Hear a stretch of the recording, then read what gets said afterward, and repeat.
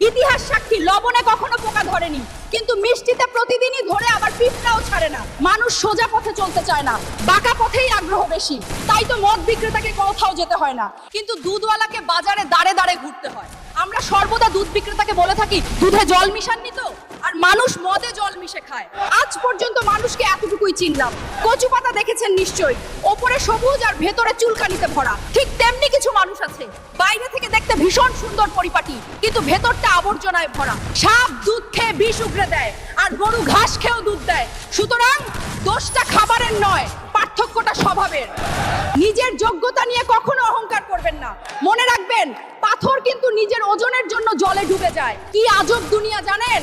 যার চোখে ঘুম আসে তার কাছে ভালো বিছানা নেই, আর যার কাছে ভালো বিছানা আছে তার চোখে ঘুম নেই। যার মনে দয়া আছে তার কাছে দেওয়ার মতো কিচ্ছু নেই, আর যার কাছে দেওয়ার অনেক কিছু আছে তার দেওয়ার মতো মনটাই নেই।